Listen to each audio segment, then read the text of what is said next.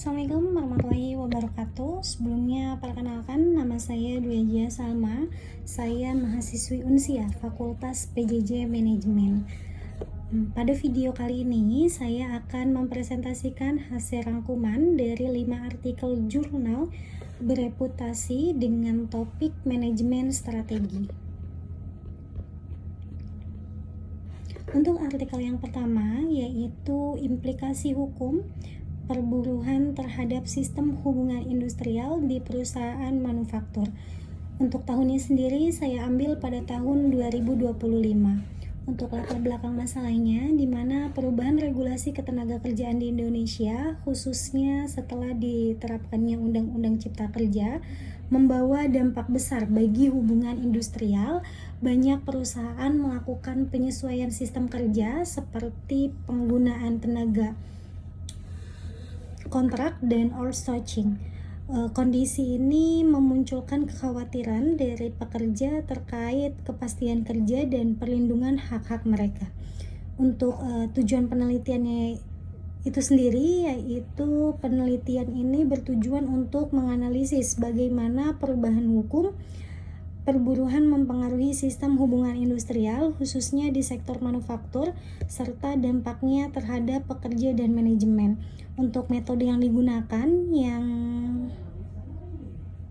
yaitu adalah studi kualitatif dengan pendekatan analisis kebijakan dan kajian literatur.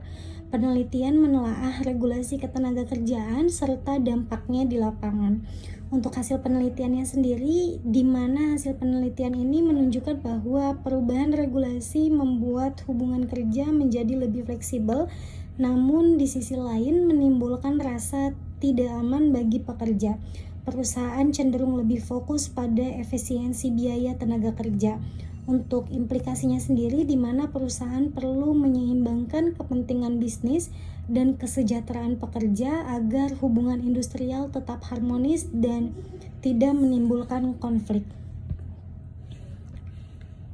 Untuk artikel yang kedua yaitu tantangan dan strategi penerapan hubungan industrial dalam meningkatkan daya saing industri.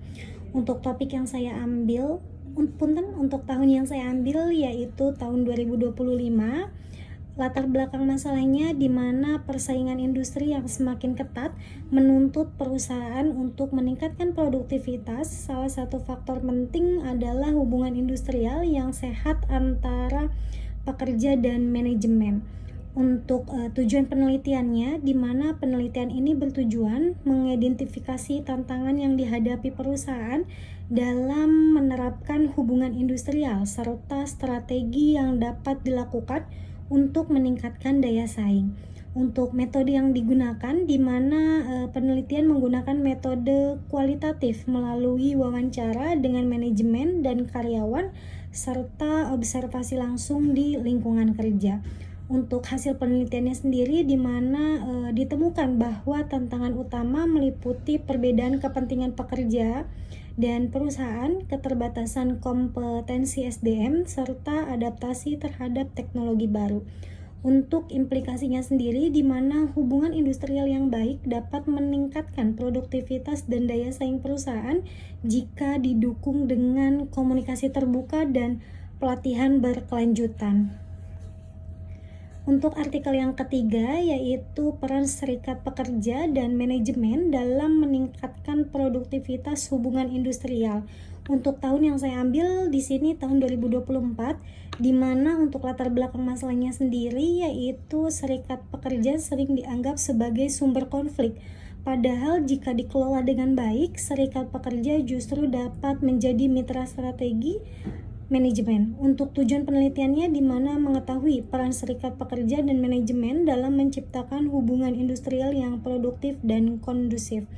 Untuk metode yang digunakan, di mana penelitian lapangan dengan wawancara terhadap pengurus serikat pekerja dan pihak manajemen perusahaan. Untuk hasil penelitiannya sendiri, di mana serikat pekerja berperan aktif dalam menyampaikan aspirasi karyawan dan membantu penyelesaian konflik, namun masih terdapat keterbatasan kemampuan negosiasi dari sebagian anggota. Untuk implikasinya sendiri, di mana diperlukan peningkatan kapasitas serikat pekerja agar dapat berkontribusi lebih optimal dalam hubungan industrial. Untuk artikel yang keempat, yaitu Industrial Relation and Human Research Management in the Digital Era, di mana untuk tahun yang saya ambil yaitu tahun 2023. Untuk latar belakang masalahnya sendiri, di mana perkembangan teknologi digital mengubah cara perusahaan mengelola sumber daya manusia dan hubungan kerja. Digitalisasi membawa efisiensi, tetapi juga tantangan baru dalam hubungan industrial. Untuk tujuan penelitiannya, di mana menganalisis bagaimana praktik hubungan industrial dan manajemen sumber daya manusia dijalankan di era digital. Untuk metode yang digunakan, di mana pendekatan kualitatif dengan wawancara dan observasi pada perusahaan yang telah menerapkan sistem digital HR. Untuk hasil penelitiannya sendiri, di mana perusahaan telah memanfaatkan teknologi untuk meningkatkan kinerja, namun masih diperlukan penyesuaian budaya kerja agar pekerja tidak merasa terbebani. Untuk implikasinya sendiri, di mana manajemen perlu memastikan bahwa digitalisasi mendukung kesejahteraan pekerja, bukan hanya efisiensi perusahaan.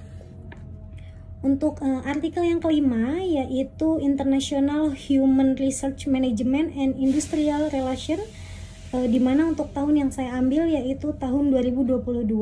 Untuk latar belakang masalahnya sendiri, di mana perusahaan multinasional menghadapi tantangan hubungan industrial yang lebih kompleks karena perbedaan budaya, hukum, dan sistem ketenaga kerjaan. Untuk tujuan penelitiannya yaitu mengidentifikasi hubungan antara manajemen sumber daya manusia internasional dan sistem hubungan industrial global.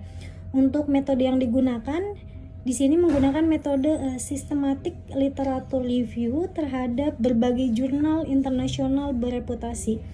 Untuk hasil penelitiannya sendiri, di mana ditemukan bahwa kebijakan HR global sangat mempengaruhi stabilitas hubungan industrial di tingkat lokal.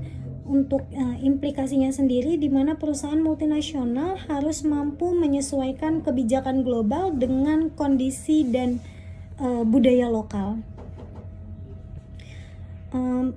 Mungkin itu saja yang dapat saya sampaikan. Kurang lebihnya mohon maaf. Wassalamualaikum warahmatullahi wabarakatuh.